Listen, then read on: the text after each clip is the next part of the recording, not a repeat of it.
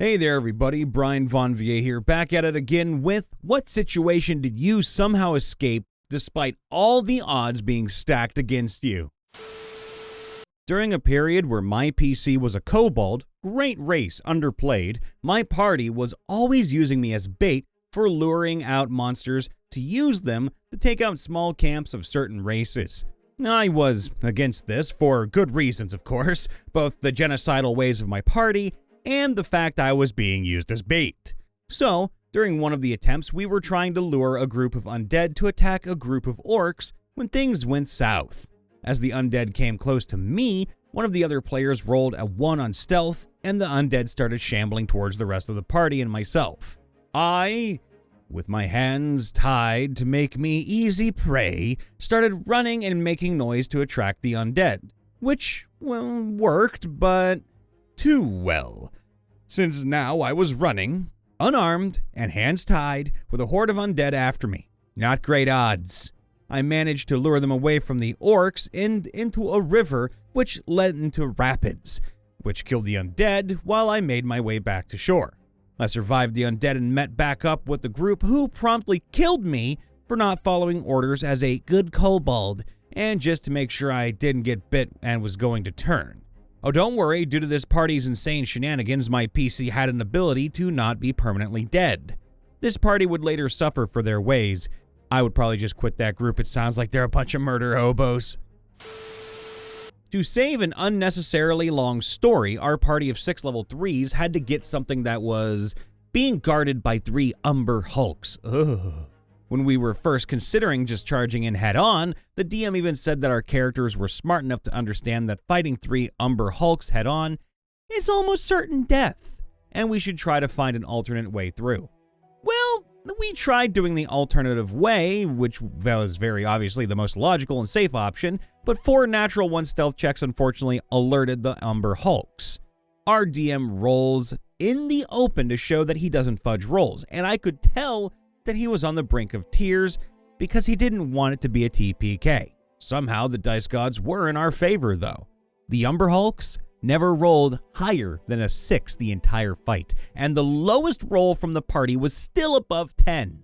3 of us still fell unconscious but got stabilized, and almost every resource we had was gone. All of our spell slots, most of our health, even the wizard sentient watermelon familiar. Huh? Wait, but somehow we all lived. No. Back it up. Hold on.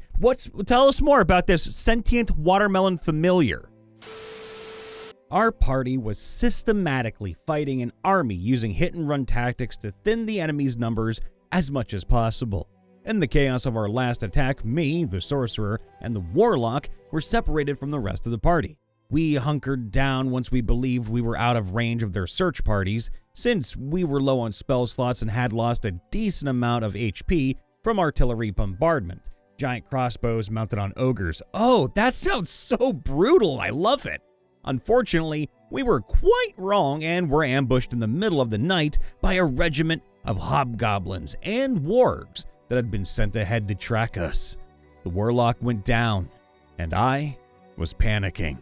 They were hiding in the trees and foliage, so we couldn't see them even with dark vision, and I definitely couldn't take on what our DM later confirmed to be 40 enemies surrounding me with my few remaining slots and low health. This is what happens when a party of 6 tries to fight an army over 1,000 strong. Why would you do that? But I had one final trump card. Oh ho ho ho! I was hoping to save it, but the ambush was at the start of the session, and we had previously leveled up at the end of the last session. My sorcerer had just hit level 17. I couldn't see where the enemy was, but in an act of desperation, I cast Meteor Swarm for the very first time and used Quickened Spell and Distant Spell to grab the warlock and get out of there. Once I had the warlock back on his feet, we booked it and ran while the surviving enemies were preoccupied with the sudden forest fire. We found the rest of the party who had seen the destruction and eventually did get far enough away to long rest undisturbed. The DM later told me my meteors did kill the majority of the enemies the way I planned the blast radius. Our party was exploring a cave when I found a hole in the ground filled with water. The underwater tunnel led to a small room with a skeleton. I inspected the skeleton and found a ring on the finger of one hand. When I tried to pull it off, the skeleton reanimated itself and attacked me back. I entered combat and stabbed it in the ribcage, which caused the ring to glow and damage me instead. The skeleton made short work of me and tossed me into the water.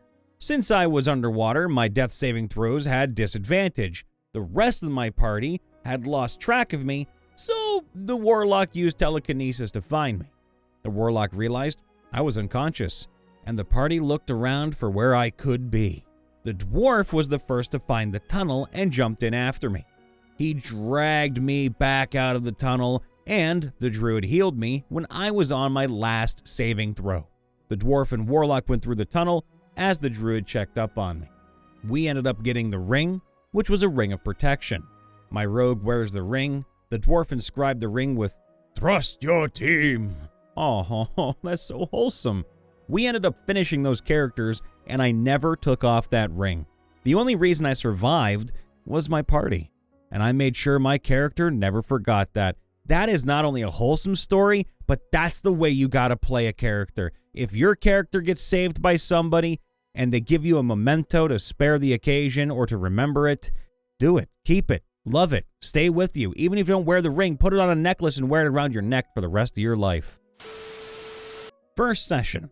Got curious about an interesting looking building. Fell into a goblin toilet. Nearest party member trying to save me fell in also. Other party member didn't notice. It took the DM intervening to get us up and out. First session, and we straight up almost died to a toilet. From there on out, Clarkus the Barbarian gagged and stayed away from foul smells. It's a goblin outhouse. How bad could it have been? Well, I mean, they probably threw everything they wanted to down there too, just to see if it would float. I was DMing for my group.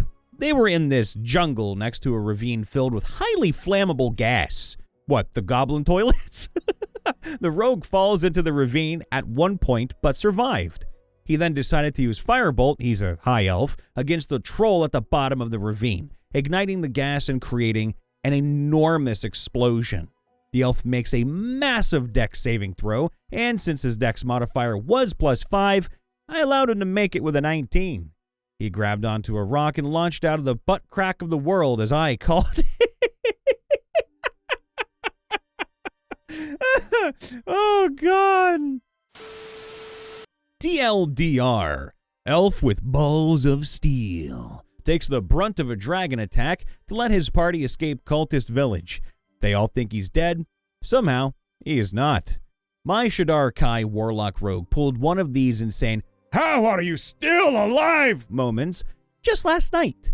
The situation is that our 3 sneakiest party members snuck into a town full of cultists under the cover of night to try and gather information on why the Fey Wilds and the material plane are crossing over so heavily.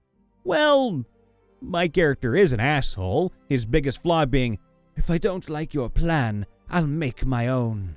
So when the other 2 decided this building wasn't worth investigating after checking only 2 rooms, my character decided to stay and slip into another room.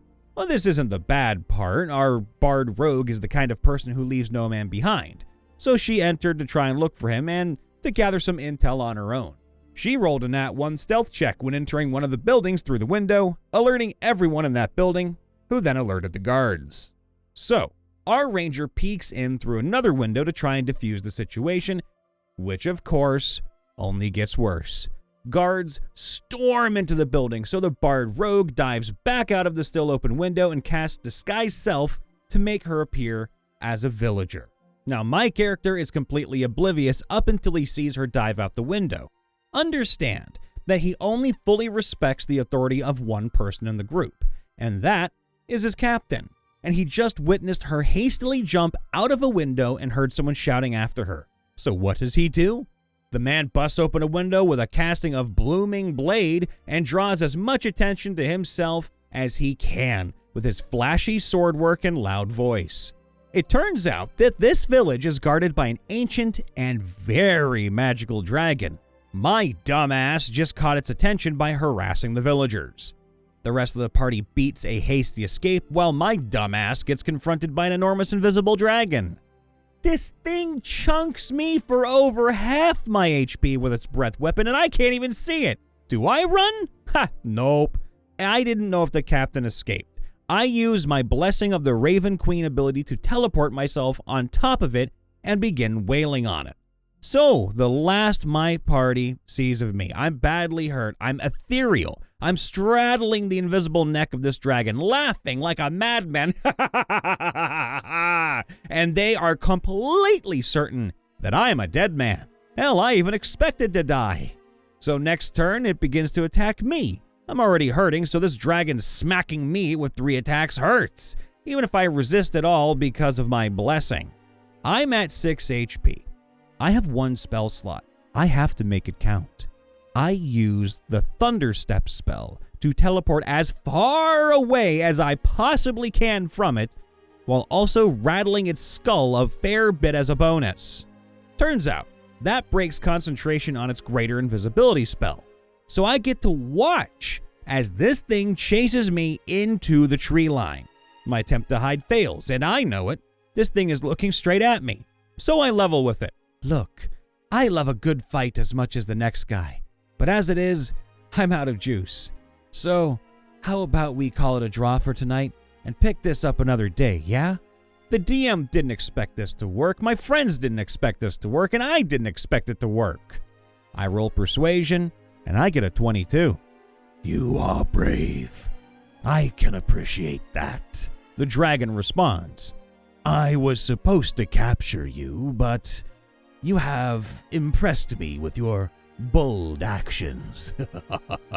You may go, but leave my territory within the day, or I will kill you. The damn dragon let me go. Mind you, it followed me to the edge of its territory to make sure I left, but it let me live. I reconvened with the 4 party members who decided to wait and see if I would return.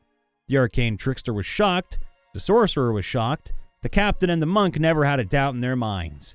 Unfortunately, now I have to wait for the next session to see how the rest of the party reacts to the facts that this volatile madman somehow made it out of what they all thought to be certain death. I got chills when that dragon let you go, man. That was beautiful. What happened next? Well, I guess probably beating a zombie horde of 300 zombies and a lich with nothing but 30 guards, a good wall, my tactics, and a bottle of liquor. That'd do it. How'd you do it, though? Did you drink the phylactery of the frickin' lich and just say, like, oh, that was mighty fine. Wait, hold on. There's an undead in my belly.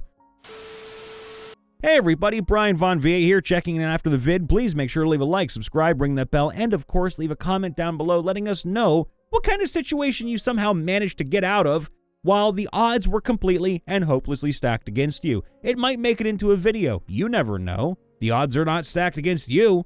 That said, I do want to say one time that no matter what's happening to you in your life at this point, I know things are hard, I know things are evil, and I know some things are just insurmountable. But don't you ever give up. We love you all, and we'll see you next time. Bye for now.